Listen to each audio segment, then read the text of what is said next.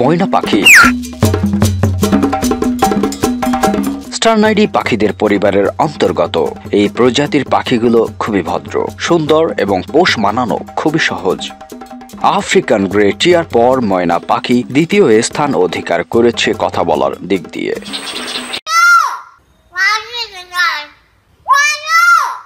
কেমন আছো? কি করো তুমি? কি বলতেছে? হ্যাঁ খাবো, নিয়ে আসো। কই আপেল কই? মাইনা শব্দটি এসেছে হিন্দু শব্দ মাইনা থেকে এবং সংস্কৃত শব্দ ম্যাদানা থেকে, যার অর্থ হলো ডিলাইটফুল অ্যান্ড ফান লাভিং। ভারতে এদেরকে বিভিন্ন নামে ডাকা হয়, যেমন কালাহা প্রিয়া, চিত্রনেত্র, পিতা নেত্র এবং পিতাপাট। পাহাড়ি ময়নার পুরো শরীরটি কালো এবং কোনো কোনো জায়গায় কমলা রঙের দাগ আছে এবং পাগুলো হলুদ রঙের হয়। বিপন্ন ও খুব কম দেখতে পাওয়া বালি ময়নার শরীর সাদা, লেজ ও ডানায় কালো রং, চোখের চারপাশে নীল এবং ঠোঁট হলুদ রঙের। ময়না সুন্দর, আক্রমণাত্মক, উচ্চ স্বর বিশিষ্ট পাখি। এরা সামাজিক এবং বন্ধুত্বপূর্ণ স্বভাবের পাখি প্রজাতি। ময়না পাখি গাছের ফোকরে কিংবা দেওয়ালের ফাঁকে বাসা তৈরি করতে পছন্দ করে। এরা দলে দলে 20 থেকে 30 জন মিলে থাকতে পছন্দ করে। এদের 13টি উপপ্রজাতি আছে, আর এই উপপ্রজাতির সবগুলোই মানুষের মতো কথা বলতে পারে। প্রায় 100টা শব্দ এরা মনে রাখার ক্ষমতা রাখে, যা তাদের পোষা পাখি হিসেবে আকর্ষণীয় করে তুলেছে। সবচেয়ে ভালো ও সুন্দরভাবে কথা বলে কঙ্গো আফ্রিকান গ্রে প্যারট নামে এক জাতীয় আফ্রিকান তোতা পাখি, যা আমরা আগেই বলেছি। এছাড়া কাকাতুয়া, ময়না, টিয়া এমনকি কাকও কথা বলতে পারে।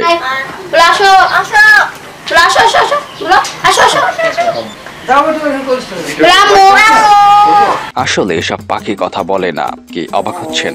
তাহলে শুনুন। মানুষের কথার অনুকরণ বা নকল করতে পারে মাত্র।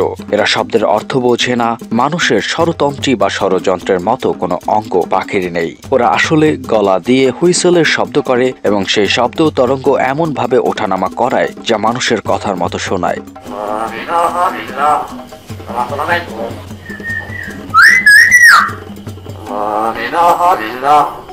বিষয়টা ইন্টারেস্টিং না? অবশ্যই ইন্টারেস্টিং। এরকম শব্দ সৃষ্টির জন্য ওরা শ্বাসনালী এবং এর শেষাংশে যুক্ত সিরিঙ্কস ব্যবহার করে। এই সিরিঙ্কস শ্বাসনালীর সঙ্গে সম্পর্কিত একটি প্রত্যঙ্গ। ময়না শ্বাস প্রশ্বাসে ব্যবহৃত শ্বাসনালী দিয়ে বাতাস বের করার সময় নালীর পেশিগুলোকে প্রয়োজন অনুযায়ী সংকুচিত ও প্রসারিত করে এবং মানুষের কথার মতো শব্দ সৃষ্টি করে। এজন্য কথা বলার সময় ময়না মাথা বাঁকা করে। সম্প্রতি গবেষণায় দেখা গেছে ময়না, টিয়া, কাকাতুয়া জাতীয় পাখি কথা বলার সময় বাতাস ও শব্দ নিয়ন্ত্রণের জন্য জিহ্বাও ব্যবহার করে। ময়না অনেক সময় কয়েকটা শব্দ যুক্ত করে সরল বাক্য গঠন করতে পারে, যা অন্যান্য পাখিরা পারে না। পরিস্থিতির সঙ্গে মিলিয়েও ওরা শব্দ উচ্চারণ করতে পারে। ময়না যখন খাঁচায় থাকে তখন সেও কথা বলে মানুষের মনোযোগ আকর্ষণ করতে চায়। যেমন রাতের অন্ধকারে কেউ চুপি চুপি খাঁচার কাছে এলে চোর চোর বলে চিৎকার করলাম। অমাবস্যার রাতে এভাবে বারবার বলতে থাকলে কয়েক মাসে ময়না সেটা শিখতে পারবে এবং ঘরে কোনো আগন্তুক দেখলে ঠিকই চোর চোর বলে চেঁচিয়ে উঠবে। প্রশ্ন উঠতেই পারে, শুধু ময়না, টিয়া কথা বলতে পারে, অন্যান্য পশু পাখি কথা বলে না কেন? আসলে সব পশু পাখি চারপাশের বিভিন্ন শব্দ নকল করে, যেমন চিতাবাঘরাও করে। দেখুন। উদ্দেশ্য বনে আত্মরক্ষা বা সঙ্গীর আকর্ষণ করা। ময়না যখন খাঁচায় থাকে তখন সেও কথা বলে মানুষের মনোযোগ আকর্ষণ করার জন্য।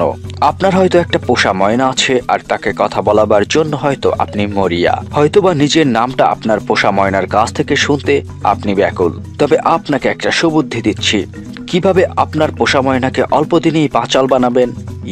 আপনার মোবাইল ফোনের রেকর্ডটি অন করুন আর আপনার কাঙ্ক্ষিত কথাটুকু বলে রেকর্ড করে সেটা একটা নির্দিষ্ট সময় রুটিন মাফিক বাজাতে থাকুন ময়নার খাঁচার সামনে। ফল পাবেনি। ফল না পেলে আমার ধরে মার দিয়েন। বাই দা ওয়ে, মারের জন্য আবার সত্যি সত্যি প্রস্তুতি নিয়েন না ভাই।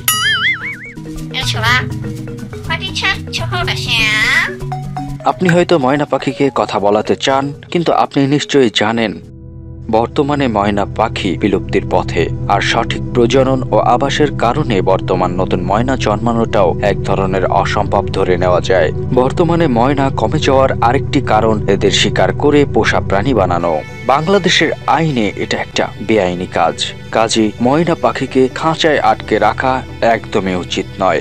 যদি সম্ভব হয় আপনার পোষা ময়নাটি অবমুক্ত করুন, শ্বাস নিতে দিন পাহাড়ে পাহাড়ে মুক্ত বাতাসে, আর হয়তোবা আপনার পোষা ময়নাটিরও অন্য আরেক সঙ্গীর সাথে দেখা হবে আর রিপ্রোডিউস করবে আরো অসংখ্য ময়নার।